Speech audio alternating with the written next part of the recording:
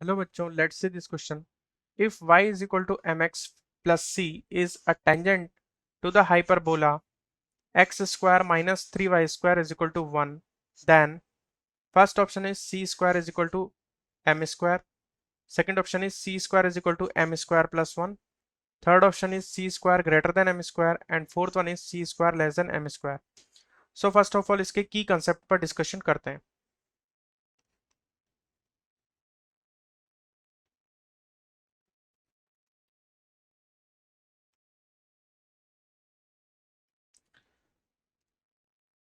इसका कंसेप्ट ये है कि अगर बाई चांस कुछ इस तरीके से लिखा जाए a is equal to B minus X. अगर ये एक्सप्रेशन है तो इस एक्सप्रेशन में देखो कि a इक्वल टू है b माइनस एक्स, यानी b में से कुछ हम कम कर रहे हैं, x क्वांटिटी हम कम कर रहे हैं, लेस कर रहे हैं, तब जाकर के a इक्वल टू b है. अगर हम इस x को माइनस ना करें तो ये हो जाएगा b, और तब देखें कि a और b में क्या रिलेशन होगा.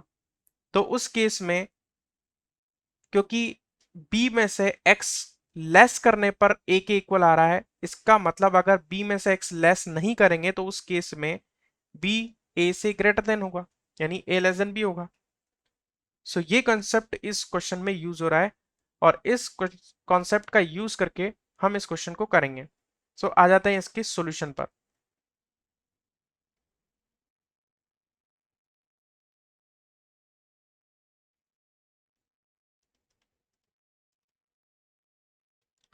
अब हमसे यहां पर बोला है कि y is equal to M X plus C जो है इस हाइपरबोला की टेंजेंट है.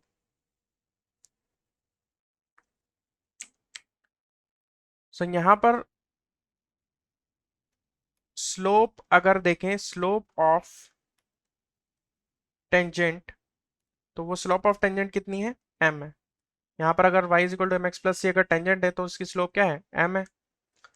और अगर हाइपरबोला अगर हम देखें तो हाइपरबोला की इक्वेशन हमें गिवन है एक्स स्क्वायर, इसको स्टैंडर्ड फॉर्म में कन्वर्ट कर लेते हैं, X square upon 1 minus Y square upon 1/3 is equal to 1. अगर यहां देखें तो ए स्क्वायर की वैल्यू है 1 और बी स्क्वायर की वैल्यू है हमारे पास 1/3. सो y is equal to mx plus c is tangent to hyperbola if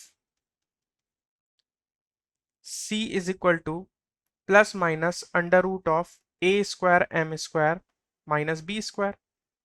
ये कंडीशन होती है. कोई भी लाइन किसी भी हाइपरबोला की टेंजेंट कब होगी, जब इस वाली कंडीशन को वो फॉलो करेगी. यहां पर अगर देखें तो c is equal to plus minus under root of A square की वैल्यू 1 है, एम स्क्वायर की एम स्क्वायर ही रहेगा क्योंकि m की वैल्यू m ही है, यानी स्लोप m ही है, माइनस बी स्क्वायर की वैल्यू अगर देखें तो यहां पर आ रहा है 3. अगर दोनों तरफ अगर हम स्क्वायर कर देंगे तो रूट हट जाएगा और यहां पर आ जाएगा C square is equal to M square minus 1/3. अब आप यहां पर देख सकते हैं कि एम स्क्वायर में से कुछ माइनस कर रहे हैं, यानी 1/3 हम माइनस कर रहे हैं, तब जाकर के वो सी के इक्वल है. यहां पर हम कह सकते हैं कि सी स्क्वायर लेस देन होगा एम स्क्वायर से. This is our final condition and option